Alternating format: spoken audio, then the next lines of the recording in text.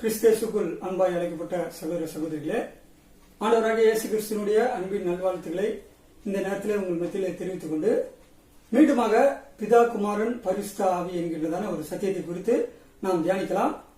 அன்பான சகோதர சகோதரிகளே, இயேசு கிறிஸ்து யார் என்கின்ற ஒரு கேள்வியை யூதர்கள் இயேசு கிறிஸ்துவை பார்த்து கேட்கும் பொழுது இயேசு கிறிஸ்து எப்படி பதிலளிக்கிறார் என்றால், நீங்கள் வேதாகமத்திலே யோவான் சுவிசேஷ புஸ்தகம் அதிகாரம் 8 வசனம் 24, 25 வசனத்தை வாசிக்க கேட்போம். ஆகையால் நீங்கள் உங்கள் பாவங்களில் சாவீர்கள் என்று உங்களுக்கு சொன்னேன், நானே அவர் என்று நீங்கள் விசுவாசியாவிட்டால் உங்கள் பாவங்களிலே சாவீர்கள் என்றார். அதற்கு அவர்கள், நீர் யார் என்றார்கள். இயேசு அவர்களை நோக்கி, நான் ஆதி முதலாய் உங்களுக்கு சொல்லி இருக்கிறதான் என்றார். அன்பான சகோதர சகோதரிகளே, நானே அவர் என்று இயேசு கிறிஸ்து பதிலளிக்கிறார். இப்ப நானே பிதா அப்படின்னு இயேசு கிறிஸ்து யூதர்கள் மத்தியிலே சொல்லி இருந்தார் என்றால் இயேசு கிறிஸ்து தான் பிதா அப்படின்னு நம்ம எடுத்துக்கலாம். ஆனா நானே அவர் அப்படிங்கிறார். நானே அவர்னா எவர்? அது மாத்திரமல்லாமல் ஆதி முதலாய் உங்களுக்கு சொல்லி இருக்கிறவர் தான் அப்படிங்கிறார். இப்ப ஆதி முதலாய் அப்படின்னா ஆதியிலே.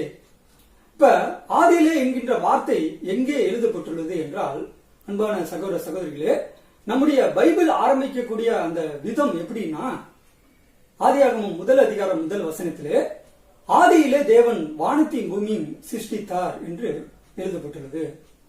இப்ப பாருங்க, தேவன் என்கின்ற வார்த்தை அங்கே பயன்படுத்தப்பட்டுள்ளது.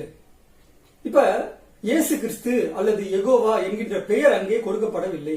ஆனால் தேவன் வானத்தையும் பூமியும் சிருஷ்டித்தார் என்று எழுதப்பட்டுள்ளது. இப்ப வானம் என்றால் என்ன, பூமி என்றால் என்ன? இப்ப நம்ம எங்க இருக்கிறோம் அப்படின்னு பாருங்கன்னா, நம்ம பூமியில இருக்கிறோம். இந்த பூமியை ஒரு உருண்டை வடிவம் உடையது.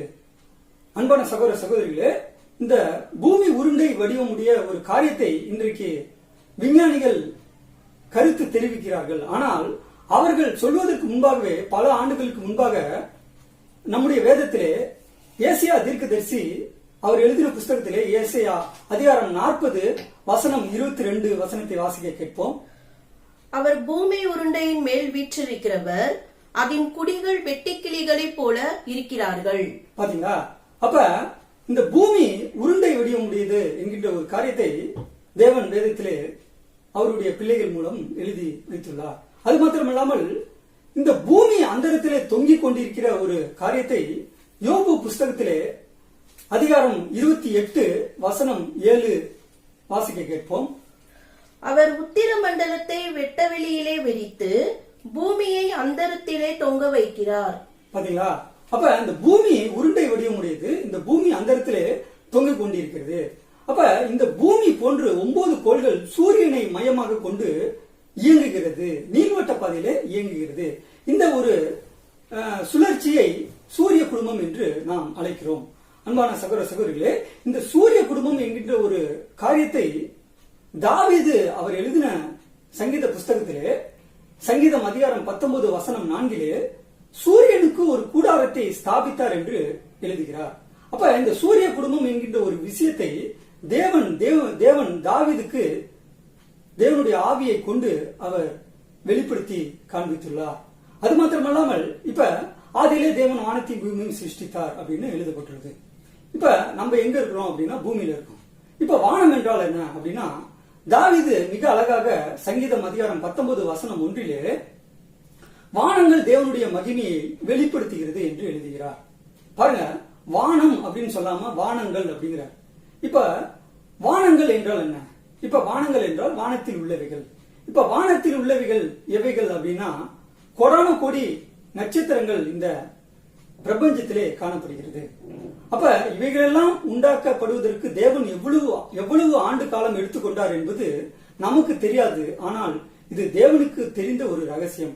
இப்படிப்பட்ட ரகசியத்தை தேவன் இந்த வேதத்திலே நமக்கு வெளிப்படுத்துகிறார் என்பது நமக்கு இப்பொழுது தெரிய வருகிறது. அது மாத்திரமல்லாமல் இப்ப ஆதியிலே தேவன் வானத்தையும் பூமி சிருஷ்டித்தார் அப்படின்னு எழுதப்பட்டுள்ளது.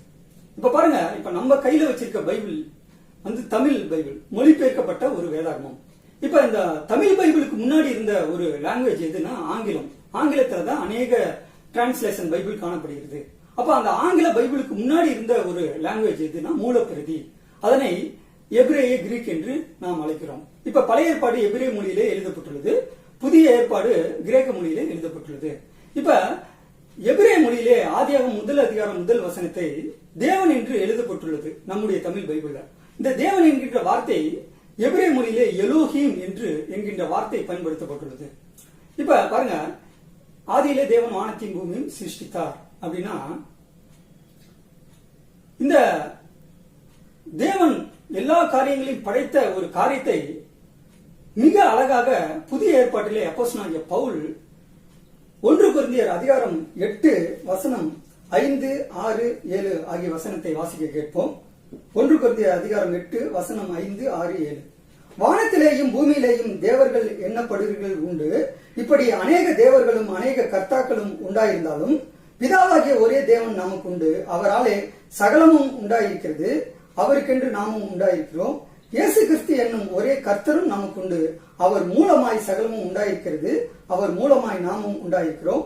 ஆகிலும் இந்த அறிவு எல்லாரிடத்திலும் இல்லை அப்படிங்கிற. அன்பான சகோதர சகோதரிகளே, வானத்திலேயும் பூமியிலேயும் தேவர்கள் எண்ணப்படுகிறவர்கள் உண்டு. அநேக தேவர்கள் அநேக கர்த்தாக்கள் காணப்படுகிறார்கள். இப்படி அநேக தேவர்கள் உண்டாயிருந்தாலும் யார் படைக்கிறா அப்படின்னா, பிதாவாகிய தேவன் படைக்கிறார். அவர் சகலத்தையும் அவர் உண்டாக்கினார் என்று இங்கே அப்போஸ்தலன் பவுல் மிக அழகாக எடுத்து எழுதுகிறார். அது மாத்திரமல்லாமல் பிதாவாகிய தேவன் படைக்கிறார், இயேசு கிறிஸ்து மூலமாக அவர் படைக்கிறார் என்று இங்கே அப்போஸ்தலனாகிய பவுல் மிக அழகாக எழுதுகிறார். அப்ப பாருங்க, இப்ப பிதாவாகிய தேவன் இயேசு கிறிஸ்து மூலமாக படைக்கக்கூடிய ஒரு காரியத்தை மிக அழகாக அப்போஸ்தலனாகிய பவுல் கொலோசியர் அதிகாரம் 1 வசனம் 15, 16. அவர் அதரிசனமான தேவனுடைய தற்சொரூபமும் சர்வ சிருஷ்டிக்கும் முந்தின பேருமானவர்.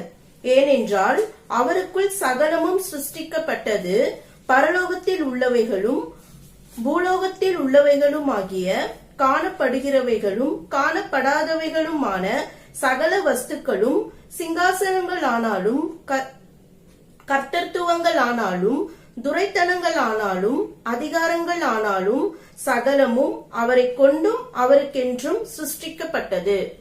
அன்பான சகோதர சகோதரிகளே, இப்ப பாருங்க, பிதாவாகிய தேவன் இயேசு கிறிஸ்துவை படைத்த ஒரு காரியத்தை மிக அழகாக இங்கே எழுதுகிறார்.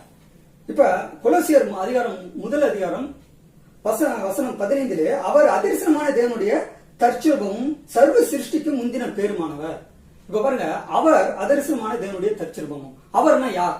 அந்த வசனத்துக்கு முன்னாடி கொடுக்கப்பட்டுள்ள 14வது வசனத்தை வாசிப்போமானால், அவருக்குள் அவருடைய இரத்தத்தினாலே பாவ மன்னிப்பாகிய மீட்பு நமக்கு உண்டாயிருக்கிறது.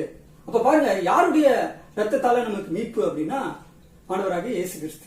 அப்ப இங்கே அவர் என்று சொல்லக்கூடிய யாருன்னா இயேசு கிறிஸ்து. அப்ப இயேசு அதரிசனமான தேவனுடைய தற்சொரூபமும். பாருங்க, அதரிசனம், தரிசனம் என்றால் பார்க்கக்கூடிய நிலைமையில் உள்ளவர்.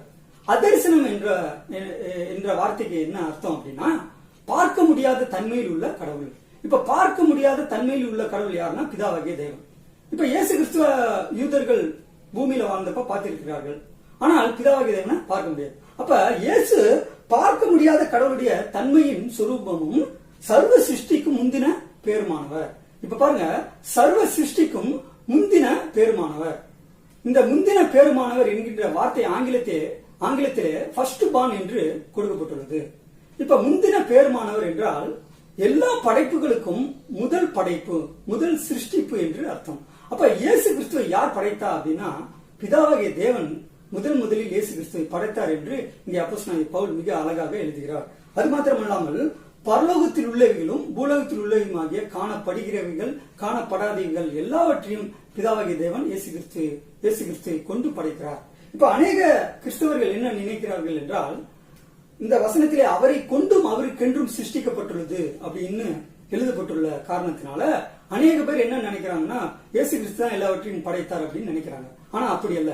இயேசு கிறிஸ்துவை கொண்டு இயேசு கிறிஸ்துக்கென்று பிதாவாகிய தேவன் படைக்கிறார் என்பதுதான் இங்கே அப்போஸ்தலனாகிய பவுல் மிக அழகாக எழுதுகிறார். அது மாத்திரமல்லாமல் இந்த ஒரு காரியத்தை மிக அழகாக எபேசியர் அதிகாரம் 3 வசனம் 11 இயேசு கிறிஸ்துவை கொண்டு எல்லாவற்றையும் சிருஷ்டித்த தேவனுக்குள்ளே ஆதி காலங்கள் முதல் மறைந்திருந்த ரகசியத்தினுடைய ஐக்கியம் இன்னதென்று எல்லாருக்கும் வெளிப்படையாக காண்பிப்பதற்கு இந்த கிருபை எனக்கு அளிக்கப்பட்டிருக்கிறது என்று அப்போஸ்தலனாகிய பவுல் மிக அழகாக எழுதுகிறார். பாருங்க, இயேசு கிறிஸ்துவை கொண்டு எல்லாவற்றையும் சிருஷ்டித்த தேவனுக்குள்ளே ஆதி காலங்கள் முதல் மறைந்திருக்கிற ரகசியம் அப்படிங்கிறார். அப்ப பிதாவாகிய தேவன் இயேசு கிறிஸ்துவை கொண்டு எல்லாவற்றையும் படைக்கிறார். அப்ப பிதாவாகிய தேவன் யார முதல்ல படைக்கிறார்னா, முந்தின பேருமானவர். எல்லா படைப்புகளுக்கும் முந்தின படைப்பு யாருன்னா ஃபர்ஸ்ட் பார்ன் இயேசு கிறிஸ்து. அப்ப பிதாவாகிய தேவன் இயேசு கிறிஸ்துவை முதலில் படைக்கிறார். அதற்கு பிறகு இயேசு கிறிஸ்துவை கொண்டு எல்லாவற்றையும் பரலோகத்தில் உள்ளவைகளும் பூலோகத்தில் உள்ளவையுமாகிய காணப்படுகிறவைகள் காணப்படாதவைகள் எல்லாவற்றையும் பிதாவாகிய தேவன் இயேசு கிறிஸ்துவை கொண்டு படைக்கிறார். இப்ப லூசிபர் அப்படின்னு நம்ம சொல்லுவோம். இப்ப லூசிபர் சாத்தான், அதிகாலையின் மகனாகிய விடிவெள்ளி அப்படின்னு நம்ம எசேக்கியேல் தீர்க்க தரிசன புஸ்தகத்திலேயும் ஏசியா தீர்க்க தரிசன புஸ்தகத்திலேயும் அந்த லூசிபரை குறித்ததான ஒரு காரியம் அங்கே கொடுக்கப்பட்டுள்ளது. அப்ப சாத்தானையும் யார் படைச்சா அப்படின்னா பிதாவாகிய தேவன் இயேசு கிறிஸ்துவை கொண்டு படைக்கிறார். அது மாத்திரமல்லாமல் பரலோகத்திலே ஆயிரமான தேவ தூதர்கள், கேருபீன்கள், சேராபீன்கள் காணப்படுகிறார்கள். இந்த தேவ தூதர்கள் எதற்காக படைக்கப்பட்டார்கள் என்றால், பிதாவாகிய தேவனுக்கு சேவை செய்யக்கூடிய ஒரு தூதர்களாக அவர்கள் பரலோகத்திலே விளங்குகிறார்கள். அப்ப எல்லாவற்றையும் யார் படைக்கிறா அப்படின்னா பிதாவாகிய தேவன் இயேசு கிறிஸ்துவை கொண்டு படைக்கிறார் என்பதுதான் நம்முடைய வேதாகமம் மிக அழகாக வெளிப்படுத்துகிறது. அது மாத்திரமல்லாமல் இயேசு கிறிஸ்துவை கொண்டு இயேசு கிறிஸ்து மூலமாக படைக்கப்பட்ட ஒரு காரியத்தை யோவான் அதிகாரம் 1 வசனம் 3 இயேசு கிறிஸ்து மூலமாக பிதாவாகிய தேவன் படைக்கிறார் என்று அங்கே எழுதப்பட்டுள்ளது. அது மாத்திரமல்லாமல் எபிரேயர் அதிகாரம் 1 வசனம் முதல் 2 வசனத்திலே இவரை கொண்டு உலகங்களை உண்டாக்கினார் என்று எழுதப்பட்டுள்ளது. அப்ப இயேசு கிறிஸ்துவை கொண்டு பிதாவாகிய தேவன் எல்லாவற்றையும் படைக்கிறார் என்று மிக அழகாக எழுதுகிறார். அது மாத்திரமல்லாமல் பிதாவாகிய தேவன் இயேசு கிறிஸ்துவை படைத்த ஒரு காரியத்தை அப்போஸ்தலனாகிய பவுல் மிக அழகாக எபேசியர் அதிகாரம் 4 வசனம் 24 வாசிக்க கேட்போம். மெய்யான நீதியிலும் பரிசுத்தத்திலும் தேவனுடைய சாயலாக சிருஷ்டிக்கப்பட்ட புதிய மனுஷனை தரித்துக் கொள்ளுங்கள் அப்படின்னு எழுதுறார். இப்ப பாருங்க, மெய்யான நீதியிலும் பரிசுத்தத்திலும் தேவனுடைய சாயலாய் சிருஷ்டிக்கப்பட்ட அப்படிங்கிறார். இப்ப தேவனுடைய சாயலானவர் யாருன்னா 2 கொரிந்தியர் அதிகாரம் 4 வசனம் 4 தேவனுடைய சாயலாய் இருக்கிற கிறிஸ்துவின் மகிமையான சுவிசேஷத்தின் ஒளி என்று எழுதப்பட்டுள்ளது. அப்ப தேவனுடைய சாயல், அதாவது இமேஜ் ஆஃப் காட் என்று அழைக்கலாம். அப்ப கடவுளுடைய சாயல் யாருன்னா நம்முடைய ஆண்டவராகிய இயேசு கிறிஸ்து. அப்ப தேவனுடைய சாயலாய் சிருஷ்டிக்கப்பட்ட அப்படின்னா சிருஷ்டிக்கப்பட்ட, படைக்கப்பட்ட என்று அர்த்தம்.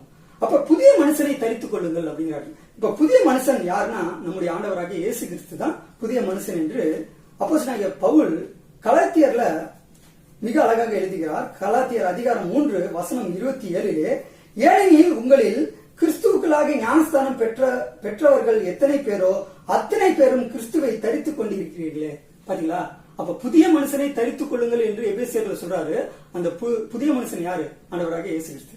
அப்ப தேவனுடைய சாயலாய் சிருஷ்டிக்கப்பட்டன்னா உண்டாக்கப்பட்டவர், படைக்கப்பட்டவர். எல்லா படைப்புகளையும் தேவன் படைப்பதற்கு முன்பாக பிதாவாகிய தேவன் நேரடியாக சிருஷ்டித்த முதல் படைப்பு நம்முடைய ஆண்டவராகிய இயேசு கிறிஸ்து என்று இங்கே அப்போஸ்தலனாகிய பவுல் மிக அழகாக எழுதுகிறார். அது மாத்திரமல்லாமல் பிதாவாகிய தேவன் இயேசு கிறிஸ்துவை படைத்த காரியத்தை சாலமோன் ஞானி நீதிமொழிகள் புஸ்தகத்திலே நீதிமொழிகள் அதிகாரம் 8 வசனம் 22 வாசிக்க கேட்போம்.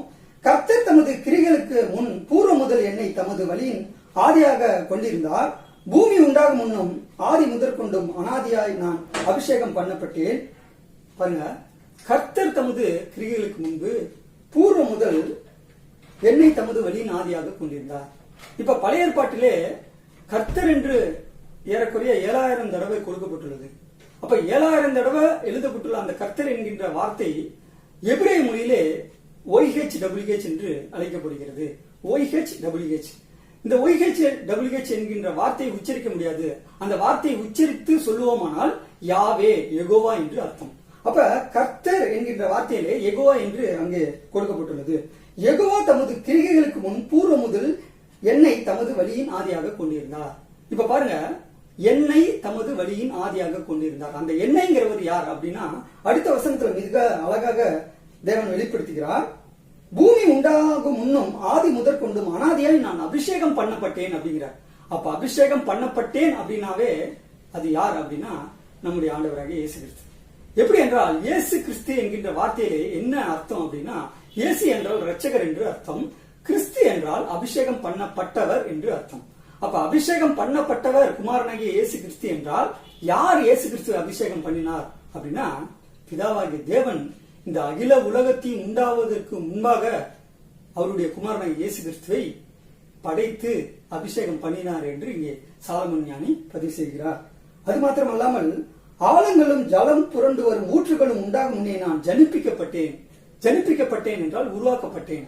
அப்ப பிதாவாகிய தேவன் இயேசு கிறிஸ்துவை படைத்த காரியத்தை அப்போஸ்தலனாகிய பவுல் புதிய ஏற்பாட்டிலே மிக அழகாக எழுதுகிறார். அது மாத்திரமல்லாமல் பழைய ஏற்பாட்டிலே சாலமோன் ஞானி மிக அழகாக எழுதுகிறார்.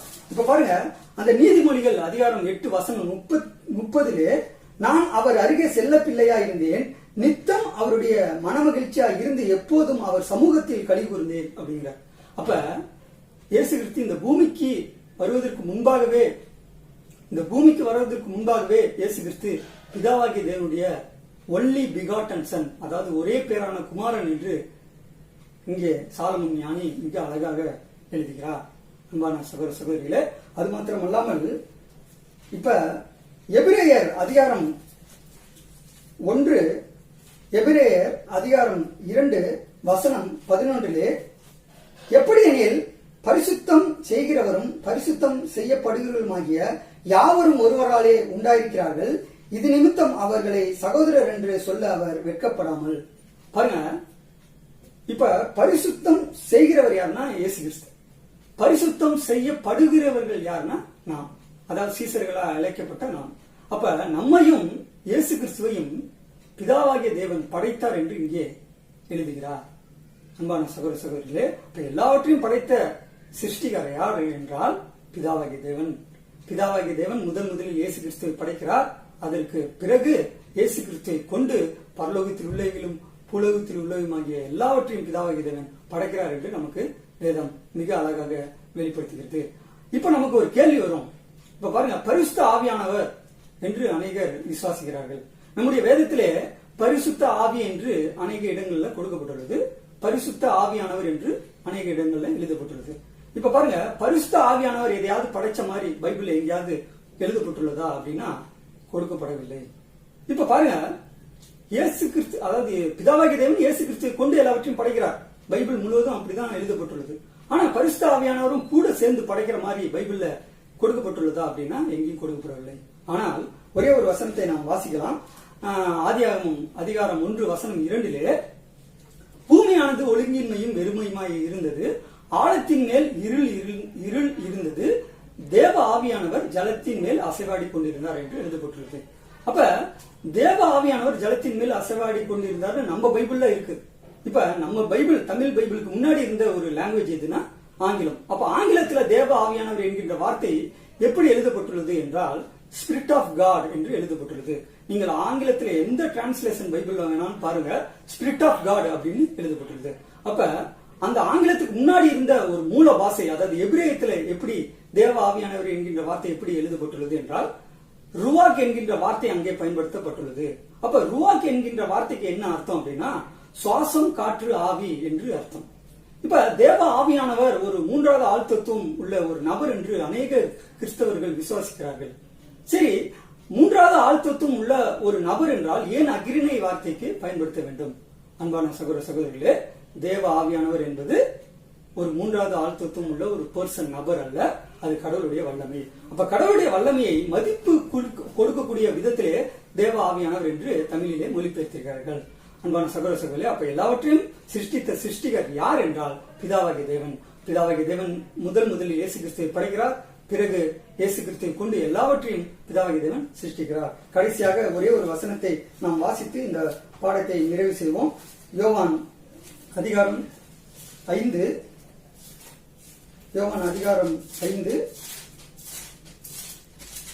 வசனம் 17.